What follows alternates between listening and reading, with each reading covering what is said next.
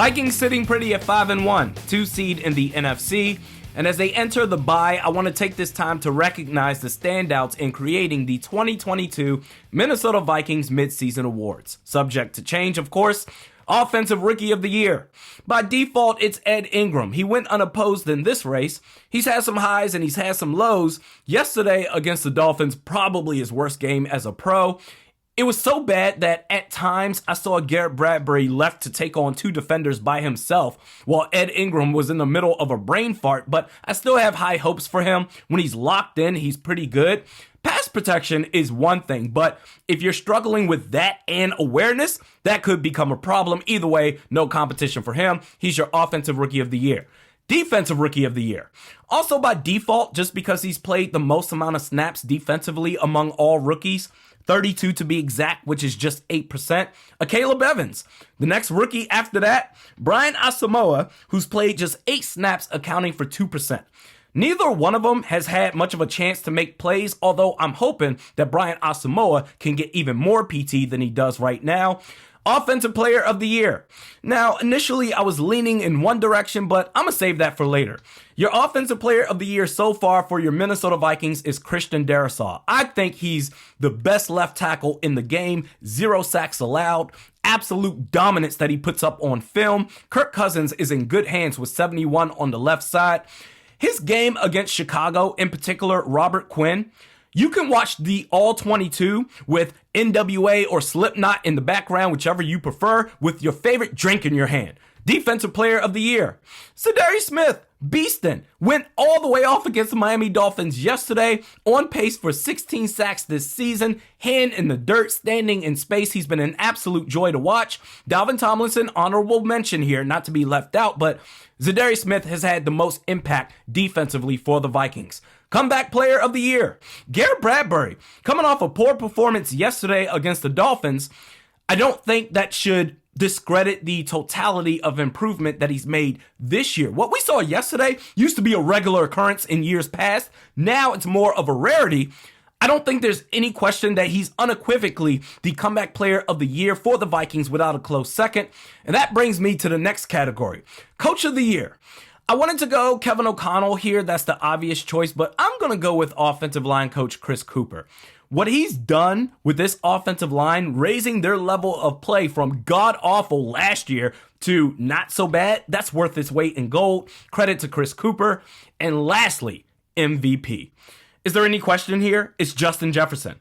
Defense has been inconsistent. The run game has been disappointing. Kirk Cousins' level of play has fallen off, but 18 has kept this team in position to win games. He's the biggest reason why the Vikings are 5-1 right now. On pace for over 1,800 yards. 2K is still possible. He has over 100 yards in 4 out of the 6 games played. He's unstoppable. Undeniably, your Vikings' most valuable player. Could have given him Offensive Player of the Year as well, but I refuse to leave Christian Darrisaw without the recognition that he rightfully deserves. So just to recap, Offensive Rookie of the Year, Ed Ingram. Defensive Rookie of the Year, Caleb Evans. Defensive Player of the Year, Za'Darius Smith. Offensive Player of the Year, Christian Darrisaw. Comeback Player of the Year, Garrett Bradbury. Coach of the Year, Chris Cooper. MVP, Justin Jefferson. Your thoughts in the comments section below. Speaking of comments, Scott Schilling, not impressed with KOC's play calling first half, predictable and lacked creativity. Run game was atrocious. Defense deserves the credit for this win.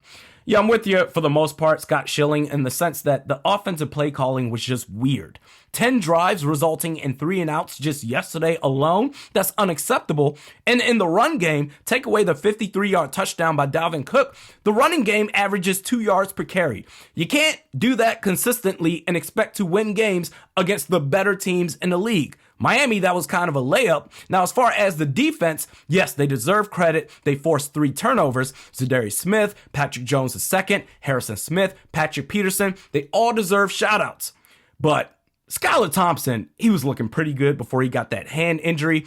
The vertical game in the passing attack by Miami's offense got taken away the moment that Teddy Bridgewater came onto the field. Next comment by T-Bass 2323. Key part of the game, in my opinion, is when the starting quarterback went out, Vikings had no answer for the speed of the receivers. Teddy Bridgewater does not have a deep arm, never has. That was his knock coming out of college. Louisville. With him in, that took an essential part of the Dolphins' offense off the table. The Vikings didn't have to worry about getting burnt deep as much. We got lucky with the injury. So piggybacking off of what I just said, the vertical outside threat of the passing game for Miami, that got condensed when Teddy Bridgewater was the quarterback the rest of the way. Skylar Thompson, I think he complements every receiver, every weapon that you have on offense, to where Teddy, he can throw vertically over the middle to guys like Mike Gesicki, the tight end, but that's about it. Doesn't really favor the wide receivers in that situation. It would have been really interesting to see how Skylar Thompson would have looked had he not got injured, but what are we supposed to do? It's not our fault that the Dolphins are dealing with injuries at quarterback. Last comment by Scoob7869.